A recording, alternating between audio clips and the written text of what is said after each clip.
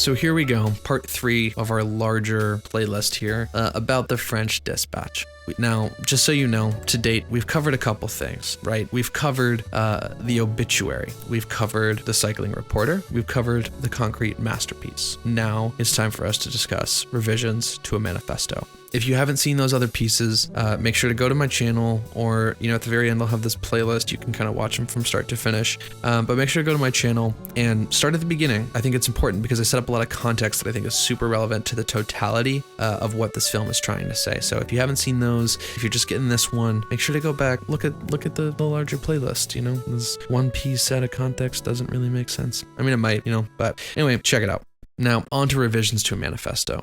This part of the movie is really about the melodrama and consequences of youthful naivete and idealism. It's really that's all the A plot of this story, and like all the other stories, it harkens back to a specific group that's established at the beginning with the cycling reporter. It's the group of residents in ennui, specifically the students.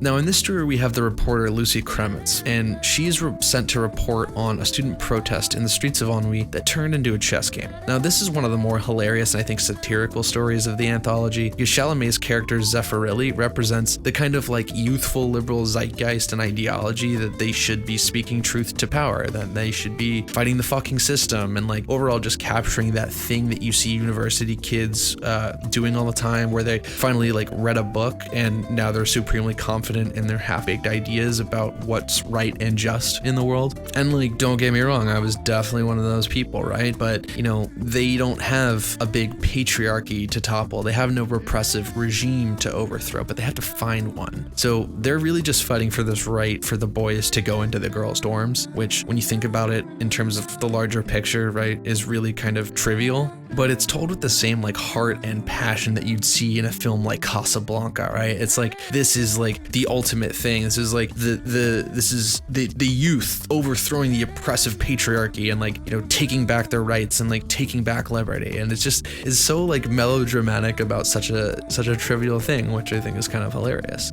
The whole thing, I think, is just it's intense and meaningless at the same time. You almost forget why they're protesting in the first place, and I think that's really intentional. But I digress. Anyway, getting back to the main character of this part of the story. It's Krementz, the writer, right? Krementz first appears on the scene, and when she does, she's very much judging the students who are protesting their right to co-ed dorm access. From the moment she appears on the scene, she criticizes one of the students named Juliet for standing inappropriately. Young lady, shoes. In spite of her vow of journalistic neutrality, which is something that she touts as one of her values, Krementz initially impacts the story itself in this very small moment. As the story progresses, her involvement in the story escalates.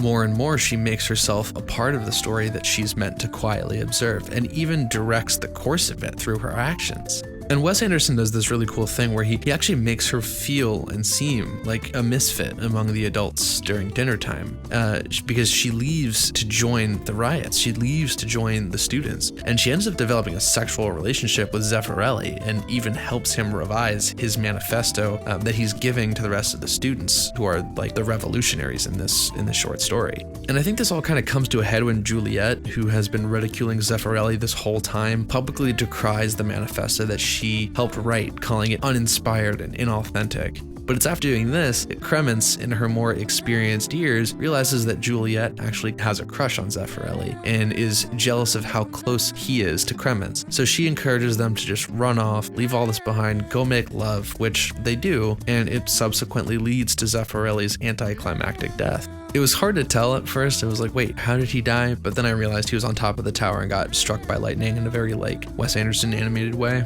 Anyway, you could really argue that it's Krementz's lack of journalistic integrity that led to Zeffirelli's death, but I don't think it's meant as a cautionary tale about the importance of journalistic neutrality, as it might seem to be on the surface. I think really it's just about how youth is wasted on the young, and how their righteousness is inspired by their desire for freedom to be adults and make their own choices, the freedom to think and to have sex and choose their own path in life and make their own decisions. And you, Robichaud? Oh, I have no choice. I work for my father's glass factory. Someone has to take over. It's normal. I can no longer envision myself as a grown-up man in our parents' world. There's really like this disdain that the youth has for older people, for their parents' generation and their grandparents' generation. But if you watch the first episode of the series, you already know what I'm gonna say. The more things change, the more they stay the same. Because we saw in the cycling tour of Ennui that there is a cycle to life in this town. You go from being a wild, rambunctious little kid to being a rebellious youth, and then ultimately achieving nothing and nothing coming of that in your older age, because all you did was commit to ideas that were not important, created revolutions about dormitory access, and the path that all of these people would have had is laid out clearly before them. If anything, Zeffirelli had a hero's death, because he was ultimately spared of all that failure that he would have experienced as he got older. So this whole story is really about how you have to be involved in something to truly understand what it's about. Sitting on the sidelines of history disconnects us from the truth of what's happening in the world around us. The young students are finding their voice and their strength and being reckless and indulgent with it. And although Krementz starts the story off cynical of them, by breaking journalistic integrity, she is able to immerse herself in the subject matter and gain a deeper understanding of it. Anyway, that's it for Revisions to a Manifesto. This is part 3, again, like I said, of a larger series. So if you want to see the whole thing in its entirety, start at the beginning of the playlist, start with part 1.